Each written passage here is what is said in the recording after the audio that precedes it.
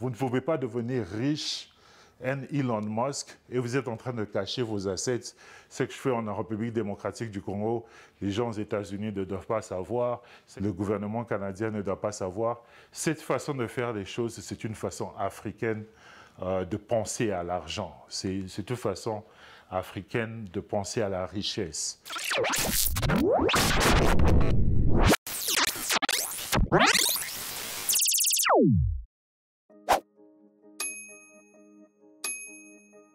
Si vous parlez à tous les gens qui sont riches en République démocratique du Congo, ils vont vous dire que vous allez vous remarquer que leur argent ne se trouve pas en République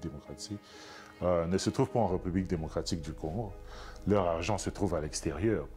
Ce qui se trouve en République démocratique du Congo, ce sont les assets qu'ils ont achetés, les fermes qu'ils ont achetées, les entreprises qu'ils ont construites. Mais leur argent, leur cash ne se trouve pas en République démocratique du Congo, ça se trouve dans les banques extérieures. Et si c'est en République démocratique du Congo, c'est peut-être pour financer seulement leurs opérations. Donc les gens et ces gens-là, est-ce qu'ils sont même des gens riches? Ouais. Quand on parle des gens riches en Afrique, combien de Congolais vous connaissez sont listés parmi les gens riches? Vous ne pouvez pas être riche dans l'informel et personne ne vous connaît. C'est-à-dire que votre richesse, ce sont seulement des richesses là dans le noir. Vous allez perdre toutes ces histoires un jour. Ce sont des richesses c'est pas comme ça que vous allez build. Les Bill Gates et tous ces gens-là, ils n'ont pas construit leur richesse comme ça. C'est pas ça. Le modèle africain de devenir riche que vous trouvez en République démocratique du Congo, quand vous rentrez au Congo et les gens vous disent que ici c'est comme ça que les choses se font. Vous rentrez dans vos pays africains, on vous dit que ici c'est comme ça que les choses se font. Ce modèle-là de suivre tous ces gens-là qui vous disent ça, ce n'est pas un modèle qui va vous faire devenir riche. La preuve, aucun d'eux est devenu riche. Tous les gens qui vous disent suivez ça. Même les grands noms que nous connaissons en Afrique en tant que business, même en République démocratique du Congo, vous allez voir que ce n'est pas beaucoup de gens qui sont riches. Et leur richesse, ce n'est pas une richesse qui est vraiment, c'est pas quelque chose de solide, c'est quelque chose qui peut être perdu à tout moment. Si papa part, ça peut partir.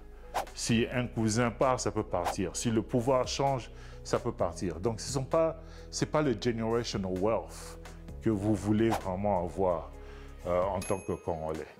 Cherchez à avoir plutôt à pouvoir être en mesure de compete avec les gens comme les Turcs, avec les gens comme les Indiens. Et pour être en compétition avec ces gens-là comme les Pakistanais, les Libanais et tout ça, vous devez être en mesure, en tant qu'entrepreneur congolais de la diaspora, vous devez être en mesure de leverage vos relations avec les banques américaines pour être en mesure de compétir avec eux un jour.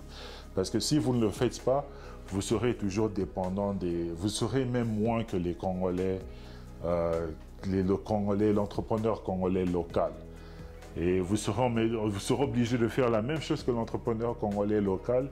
Et la chose que l'entrepreneur congolais local est en train de faire, c'est exactement ça qu'il faut éviter de faire pour vous créer des richesses. Il y avait un podcast que j'étais en train de suivre dernièrement et c'est intéressant parce que ça parlait, je crois, de mindset of a CEO ou quelque chose comme ça. J'ai essayé de mettre la vidéo, bien la description de la vidéo quelque part. Et ce qui était intéressant dans ce podcast, c'est qu'on pose la question à la personne et on dit que qu'est-ce qui empêche les gens de devenir riches? Et il dit que la plupart des choses qui empêchent une personne à devenir riche, c'est le mindset. Une fois que vous allez vous changez votre mindset, votre relationship avec l'argent, c'est là que vous êtes maintenant, vous allez comprendre maintenant comment devenir riche. Et la plupart des gens, il est en train d'expliquer, il dit que les gens, c'est un exercice qu'il donne souvent aux gens même qu'il essaie d'embaucher. Quand vous venez pour votre interview, tout ça, il va vous donner cet exercice-là. Il y a 9 points et l'exercice, c'est que vous devez réunir tous les points, tous les 9 points en faisant 4 lignes. Et je vais mettre la vidéo là, comme ça vous allez un peu mieux comprendre. Et la plupart des gens faisaient toujours la même erreur. Parce que la plupart des gens ne pensent pas outside the box. Ils sont toujours concentrés sur une façon de faire les choses. Et quand vous allez en République démocratique du Congo et vous parlez de l'entrepreneuriat en République démocratique du Congo, une chose que vous écoutez beaucoup, c'est « ici, c'est comme ça que les choses marchent. Ici, c'est comme ça que ça fonctionne. » En République démocratique du Congo, ah, c'est comme ça.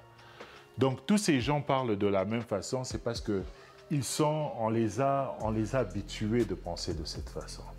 Ils pensent comme ça, ils ont été programmés de penser de cette façon-là. Et ils ne pensent pas outside the box. C'est ça que vous allez voir que beaucoup d'entrepreneurs qui sont dans la diaspora, ils disent que oh, les gens rentrent en République démocratique du Congo, les gens rentrent en République démocratique du Congo et en Afrique et ils se font de l'argent. Moi, si j'ai envie de faire la même chose, je vais rentrer et faire la même chose. Et quand ils arrivent là-bas, ils trouvent maintenant que c'est difficile de se faire de l'argent. Et la seule façon que vous allez faire l'argent, c'est vous associer avec les gens qui ont rendu la situation comme elle est maintenant. Indoctrinated into your context, your family, your roots, your friendship networks, that you can't make it. So it's hard. It is 100% difficult. And it doesn't stop in any level. If, for example, when I told my parents that I didn't want to be a doctor, I was told by everybody, I'm throwing my parents' sacrifice away. And that somebody like me can never make it in business because I don't know anything about business. No one in my family is a business person. No one in my family is an investor. No one in my family does this. You never learned this stuff before. You didn't get into business school. How are you going to do this? And I'm not saying this to compare. I'm saying this to explain that there are so many levels to this mindset block that if you cannot break out of this invisible barrier, you will never become successful. When any employee joins my team, the first day we make every employee, every single one, regardless of a role, do this exercise. It's called the 9 dots exercise. And you have these 9 dots on the screen. And if you go to Google, you can see the 9 dots exercise or 9 dots trivia, where it's 9 dots. We'll put it on the screen. Yes. And I'm not going to spoil it, but I will, actually. That's the only way I can get it across. But the way that this exercise works is you have to, in 4 lines, touch every dot on the screen without picking up your pen. You have to touch every dot, all of these 9 dots, without picking up your pen. And so when you do that, you might say, well, it's impossible. How do you do that? And so this is where now... Oh, okay, not going over a previous line. Right, well, you can go over a previous line, but you cannot pick up your pen. So if there's 9 dots, 1, 2, 3, 4, 5, 6, 7, 8, 9. Yeah. You have to connect all 9 dots with 4 lines. You can't curve the pen and you can't pick up your pen. And people will say, this is impossible.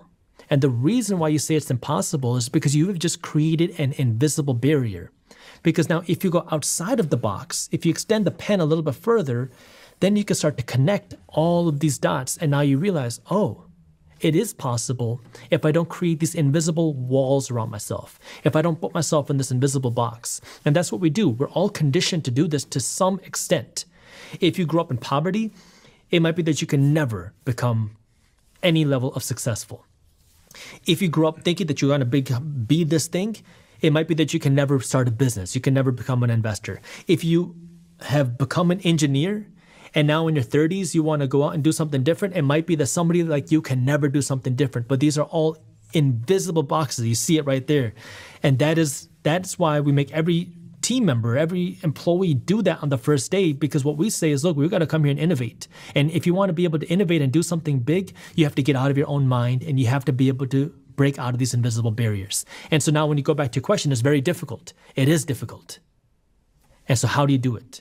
And so this goes into now your personal development. What I would recommend is go read 5 books on self-development, personal development.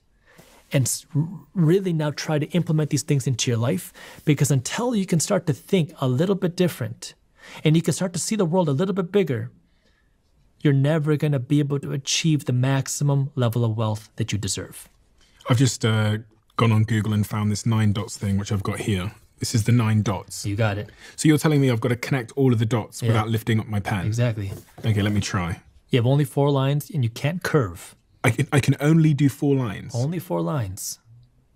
4 straight lines. It's not as easy as it looks. Come on, Steven. Show me how to do it. Come on.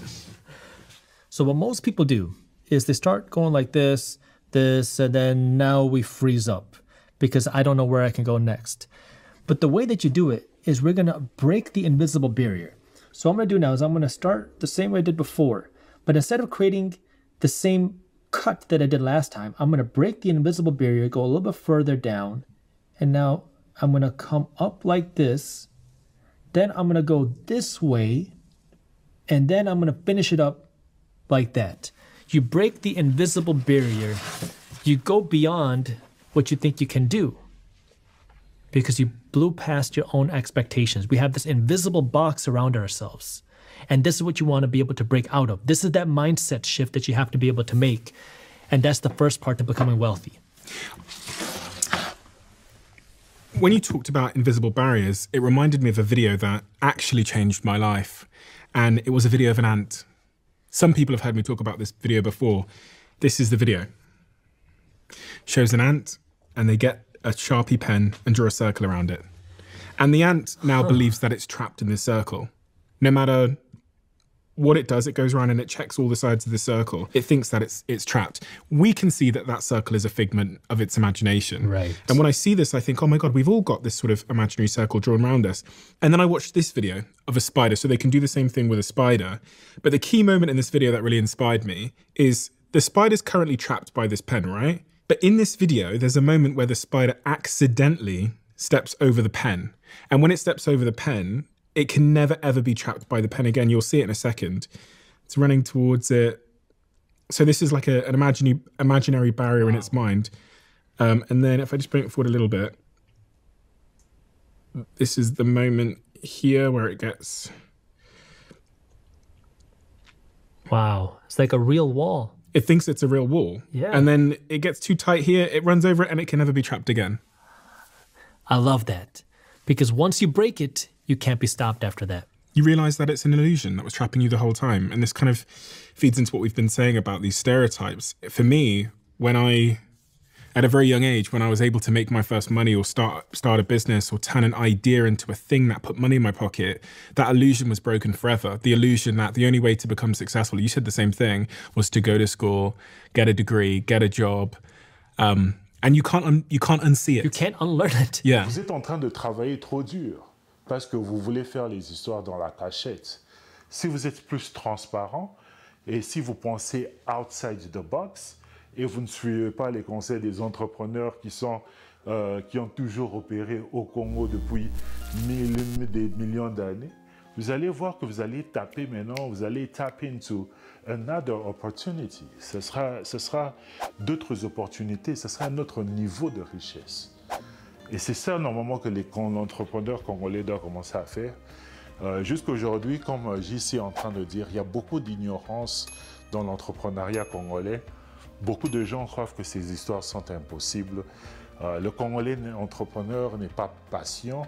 Il ne veut pas faire les histoires d'une façon légale. Et c'est tous ces challenges-là qui ne font pas avancer notre continent. Mais quand vous allez commencer vraiment à vous faire de l'argent, vous n'avez pas besoin de rentrer en Afrique pour aider le continent africain. Je vous ai dit ça plusieurs fois, que la diaspora chinoise a construit Chinatown. La diaspora coréenne, ce sont eux qui sont en train de construire les Chinatown dans presque tous les États où vous allez. Vous allez voir les diasporas nigériennes en train de construire des histoires. Ils commencent à construire maintenant des appartements. Ils font des restaurants. Donc, investir dans les pays occidentaux, c'est ça aussi qui vous permet d'aider vos propres pays. Vous devez créer cette connexion-là entre les deux, entre le continent, les gens qui sont ici aux États-Unis et les gens qui sont sur le continent. C'est comme ça que vous allez vous développer. Vous n'allez pas vous développer en créant une division entre les Congolais de la diaspora, les Congolais qui sont au pays. Ce n'est pas ça qui va développer le Congo. C'est quand vous allez commencer à faire des affaires entre Congolais qui sont dans la diaspora et qui sont au pays, c'est là que vous allez commencer à voir maintenant des vraies opportunités. C'est là que les Congolais qui ont de l'argent en Afrique, au Congo, vont commencer à voir que, OK, je peux maintenant payer pour construire mon Chinatown aux États-Unis si j'ai comme partenaire ce Congolais-là qui est là-bas, qui vit à Atlanta, qui vit à Chicago, qui vit à LA. Et c'est là que vous commencez à créer un quartier, 2 quartiers, 3 quartiers. Vous commencez à grandir votre influence. Et c'est comme ça que vous créez des richesses. Vous n'allez pas vous créer des richesses dans la cachette ou bien essayer de cacher vos opérations parce que vous avez cherché à éviter de payer des taxes. C'est pas ça qui va vous... Si vous êtes en train de chercher à éviter de payer des taxes, cherchez un professionnel qui va commencer à faire vos taxes. Et s'il est bon, il va vous montrer comment les Glencore le font et ils vont vous montrer comment les autres entreprises le font. Donc, ça ne sert à rien d'éviter de payer certaines choses parce qu'en évitant, vous êtes en train de rendre votre vie en tant qu'entrepreneur plus dure qu'elle est supposée être. Vous avez un grand avantage et c'est l'accès au marché international que beaucoup de Congolais entrepreneurs n'ont pas. Donc, quand vous rentrez en République démocratique du Congo et que vous laissez tomber votre vie que vous avez créée ici aux États-Unis, vous êtes en train de vous faire c'est un grand désavantage à vous-même parce que maintenant, vous allez dépendre à ce que vous allez dépendre de ceux que vous étiez supposé dominer normalement si vous avez une meilleure stratégie en place. Je remarque même qu'il y a beaucoup d'entrepreneurs congolais qui vivent en Afrique du Sud et qui opèrent en République démocratique du Congo. Eux, ils ont le bon modèle parce qu'ils rentrent en Afrique du Sud, ils investissent là-bas, ils gagnent des prêts en Afrique du Sud et ils investissent ça en République démocratique du Congo. Donc les entrepreneurs congolais, souvent ceux de l'Afrique du Sud, ils ont de bons modèles, ils comprennent le modèle. C'est ceux qui sont aux États-Unis, au Canada, qui ne comprennent pas et ils quittent directement le Canada, ils quittent aux États-Unis pour aller se lancer en Afrique et ils ne comprennent pas que leur avantage, c'est vraiment l'accès au circuit financier américain, accès financier, au circuit financier canadien. Donc, essayez de penser d'une façon différente.